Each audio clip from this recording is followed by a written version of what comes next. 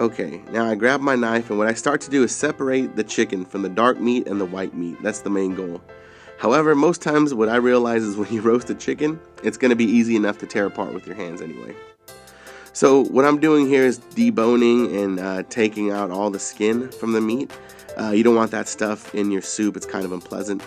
So what I'm doing now is just chopping up the white meat and the dark meat, separating it into two bowls, into pieces that I would find to be pleasant on a spoon, okay? Cooking is that easy. You find what you like and you do that, okay? Next, I'm peeling a carrot. These I'm going to half down the middle and dice up. Again, you cut these pieces into whatever size you want. Again, I just like to think ahead of what I would like to be on my spoon or the spoon of the person I'm serving it to. Now, what we're building now is what's called a basic mirepoix. It's 3 vegetables. It's a celery, a carrot. In this case, I'm peeling the celery. I don't like that rough skin. And this is going to be the base of our soup. It's going to give us the flavors we want. The basic mirepoix is made of carrot, celery, and an allium, traditionally an onion. In this case, we're going to try something a bit different. It's known as a leek. Now, this is a leek. Now, I don't know if you ever worked with them, but it's kind of like a big green onion. So right now, what I'm showing you is how to clean a leek. Slice it into quarters. That allows you to open up all the little pieces in the middle, take out any dirt that you might be seeing inside the leek. That way it doesn't end up in your soup and make things nasty. Also here I'm cleaning a bok choy. It's kind of a cross between a super tender cabbage and spinach. It's actually like cut into 2 parts. There's the leaves and there's the root at the bottom. Now, first thing you want to do is cut off the root end of the leek, dice this down. Now, I know this looks like a lot of leek, and if this was onion, it would be. But leek is comprised of mostly water, and what you'll find is that it's going to cook down really easily. Okay, so here I'm cutting my bok choy. I cut off the root, I stack the leaves, and what that allows me to do is keep everything kind of basically uniform.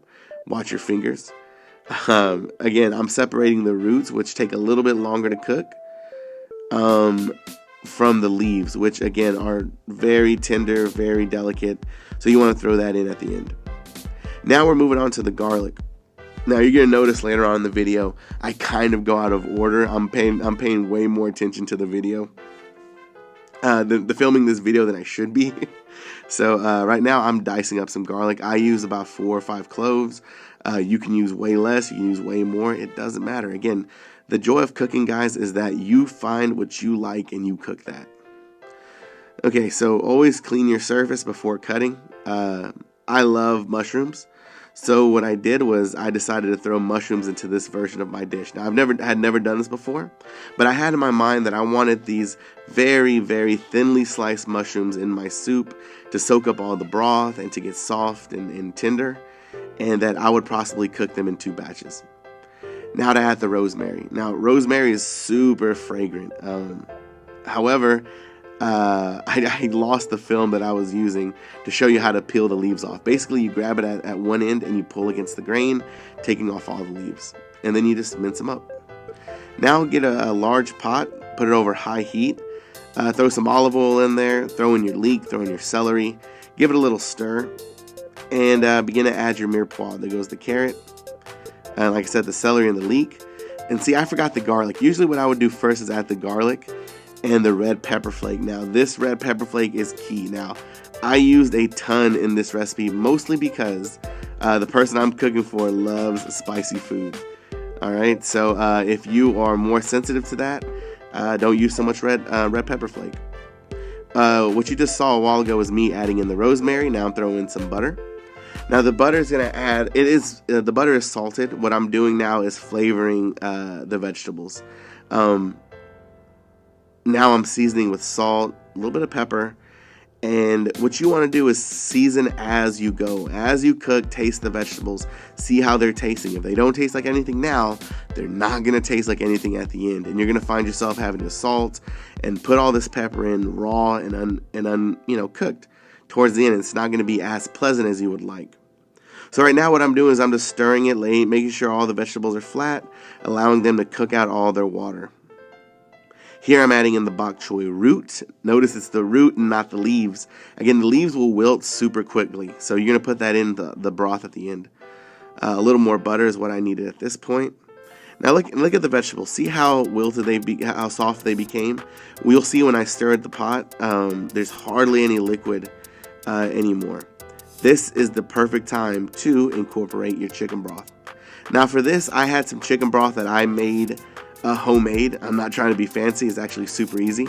I just had a chicken breast that I poached in water, a little salt, a little pepper, a little garlic, some jalapeno and some onion.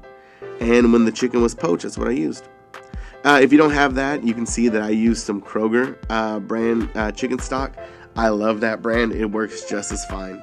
What you want to do now is bring it up to a boil. All right.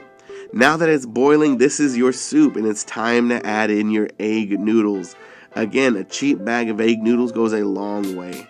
Now, I like a lot of soup. I love the broth and this stuff. That's the key to this, especially if you're sick, like I was at the time of making this. You want a lot of soup.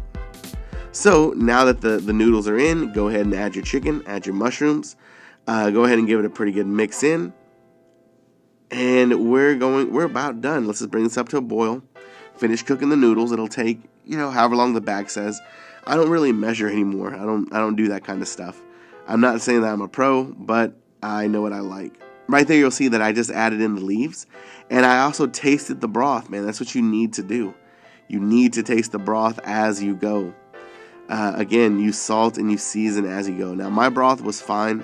It had a lot of flavor. It wasn't too salty. It wasn't too bland. And it was exactly what I wanted. So again, when you serve this, you want to serve it piping hot. It's that broth that the magic resides in. I'm telling you, this soup will knock your freaking socks off. Okay? In a good way. And this broth, you can't get enough of it.